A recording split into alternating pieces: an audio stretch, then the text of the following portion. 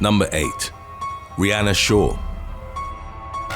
In February of 2012, skier Rihanna Shaw had a vivid experience of what she believed was the afterlife upon being buried by an avalanche at the St. Anton Ski Resort in Austria. Shaw, then in her early 20s, collided with another skier, and the impact was so powerful that it created a fracture in the mountain. A ledge had broken off and triggered an avalanche which pushed Shaw over 600 feet down the slope and swallowed her whole. Trapped by the massive weight of the snow on top of her, the skier couldn't move or see. She quickly realized that no one could hear her screams and resigned to focusing on her breathing. Shaw then made the conscious decision to stop breathing. As she drifted away, she remembered feeling at peace and then walking along a pathway in a pale forest with tall evergreens on each side and a type of snow on the ground that didn't resemble anything she'd ever seen before. Scientists at NYU Langone Health launched a study into consciousness after death and concluded that the human mind remains active for several minutes after the heart stops. Hearing becomes extremely sensitive, and it's during this time that vivid imaginary episodes, sometimes reported as the afterlife, occur from cardiac arrest survivors. In a desperate bid to find her, Shaw's friends had started randomly pushing their hands in the snow in the area of the avalanche. It was purely by chance that they stumbled upon one of her ski poles prior to finding her leg. Shaw was brought out from the snow with her face completely white, purple lips and no pulse. After being clinically dead for nearly 20 minutes, Shaw was successfully resuscitated. Doctors would later tell her that she had a 6% chance of survival after being entombed in the snow for so long. Miraculously, she suffered no long-term damage. Number 7. 2012 Tunnel Creek Avalanche. The Tunnel Creek Avalanche, which occurred on February the 19th of 2012, claimed the lives of 3 skiers and prompted a narrow escape from 2 others. In the days leading up to the tragedy, a storm had dumped unstable snow into Stevens Pass off the Cascade Mountains in Washington. Then 15 of the country's top free snowboarders and free skiers gathered to make a run down the mountain together. One or more of them triggered the avalanche roughly 300 feet below the mountain's summit. Tons of snow came barreling down and carried away 5 skiers. One of them managed to secure a position between 2 trees and barely avoided being swept further as the avalanche raged over him.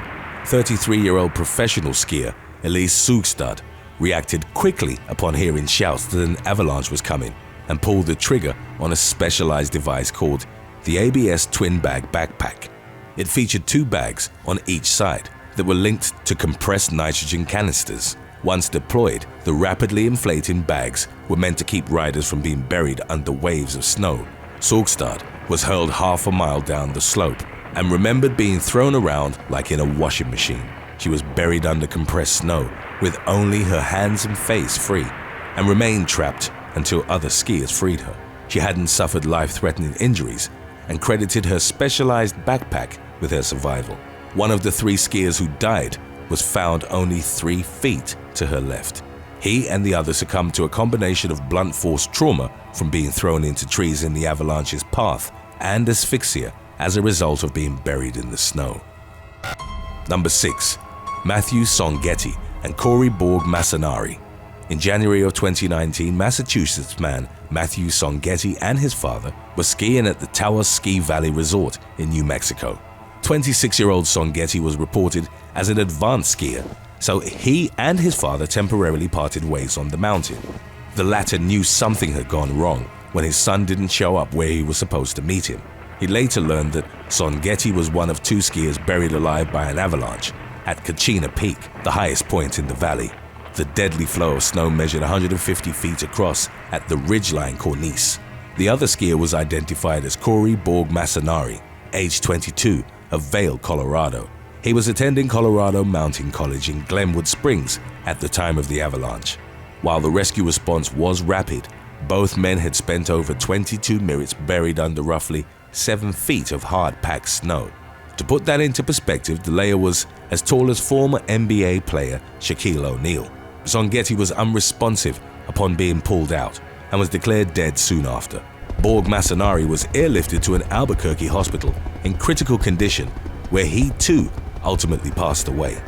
A federal review of the incident carried out by the U.S. Forest Service concluded that the skiers had triggered the avalanche and didn't find anything at fault with the Taos Ski Valley's administration of the area.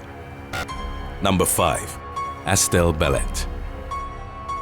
In 2016, a prodigious freeride snowboarder died in an avalanche while she was filming in Orzères, Switzerland. Two-time world champion Estelle Ballet was on Le Portalet on the Mont Blanc Massif, shooting a snowboarding segment for an upcoming documentary called Exploring the Known. She was following a fellow rider when a slab of snow broke off from the mountain. The other rider wasn't caught in the avalanche, but 21-year-old Ballet was swept down a narrow, rocky slope.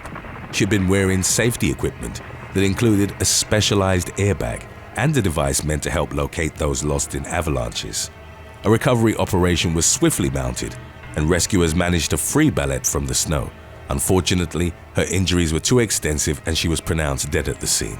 In a Swiss TV interview earlier in the month, the young athlete had claimed that she often felt the fear of an avalanche when snowboarding for a film. Number 4. Sean McGarry. In late November of 2020, a Canadian man was fatally overrun by an avalanche in an area north of Mackenzie in British Columbia. The RCMP received a report at about 2 p.m. claiming that 2 snowmobilers were caught in an avalanche and that one of them had been buried in the snow. The victim was later identified as 35-year-old Sean McGarry. Unfortunately, by the time that rescuers had reached his position, he was already deceased. McGarry was survived by a young son and a wife who was pregnant with their second child. A GoFundMe was set up for the grieving family with a goal of $55,000 that was surpassed within a few days. Number 3. Mill Creek Canyon Tragedy. On February the 6th of 2021, shortly before noon, 2 groups of skiers unintentionally triggered an avalanche in Utah's Mill Creek Canyon, about 13 miles east of Salt Lake City. 8 skiers in total were swept away as the snow came barreling down on them.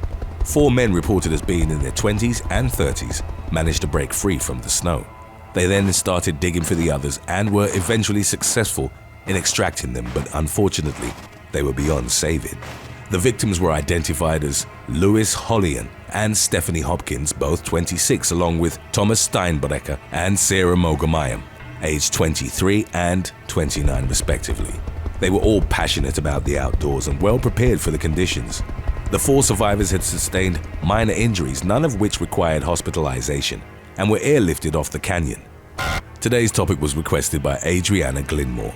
If you have any other topics you'd like to learn about, subscribe and let us know in the comments section below. Number 2. Laura Kosakowski. On January the 10th of 2020, a family doctor from Canmore, Canada, was swept up in an avalanche on Mount Hector in Banff National Park. 34-year-old Laura Kosakowski and her husband Adam Campbell were skiing on the mountain together, accompanied by a friend who was also a ski guide. They were all experienced skiers, avalanche certified at operational level, and had identified no risks as they went down the slope. Kosakowski and the guide had gone first. As Campbell looked for a good entry point, the slope on which he stood started to move around his feet. After securing himself, he yelled "Avalanche" as loud as he could. The wave of snow started picking up speed and moved the entire length of the slope.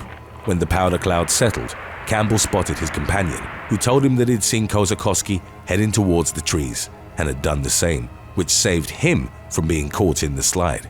They called out for Kosakowski, then followed her emergency beacon, which led them to her approximate location in a gully. Both men started digging, removing branches and thick slabs of snow. It took over 45 minutes for them to reach Kosakowski. They tried CPR until help arrived and airlifted them and the woman to Foothills Medical Center in Calgary. Doctors were able to revive a faint heartbeat, but Kosakowski never regained consciousness and was pronounced dead the following day. Number 1. Loveland Pass Disaster. On April the 20th of 2013, a massive avalanche claimed the lives of 4 snowboarders and 1 skier at Loveland Pass, in a portion of the Rocky Mountains from north-central Colorado. It was the deadliest disaster of its kind to have been reported in the state in over half a century. The 800-foot wide, 600-foot long slide was described as high and fast enough to bury a car. Snowboarders and skiers were at the pass taking part in the Rocky Mountain High Backcountry Gathering, an event which included going down the slopes as well as gear and safety demonstrations. It also aimed to raise funds for the Colorado Avalanche Information Center. According to the center, 6 men were carried away by a deep, persistent slab avalanche, which occurs when a thick layer of hard snow breaks from a weak, deep layer of snow underneath. They were all well equipped, with some wearing Avalon breathing devices and airbags, but the avalanche rushed them with such force that they hadn't gotten the chance to use them. Some of the victims were buried in 10 to 12 feet of snow. There was only one survivor, French national Jerome Boulet, who was trapped with only his left arm free, which he used to wipe the snow from his face so that he could breathe. He was the only one not fully covered, while 2 of his companions were buried beneath him, with their legs tangled in his. It took 4 hours before rescuers reached Boulet, as the authorities didn't immediately realize the group had been swept by an avalanche. Boulet subsequently recovered but was deeply affected by the loss of his friends. Thanks for watching. Would you rather attempt to outrun an avalanche on a snowboard or try to surf a 100-foot wave? Let us know in the comments section below.